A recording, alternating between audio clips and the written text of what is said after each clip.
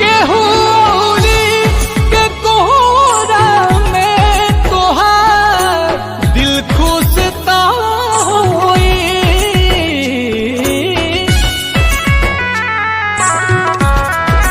बाकी नीलकमल के कमी तोहे महसूस ता होई।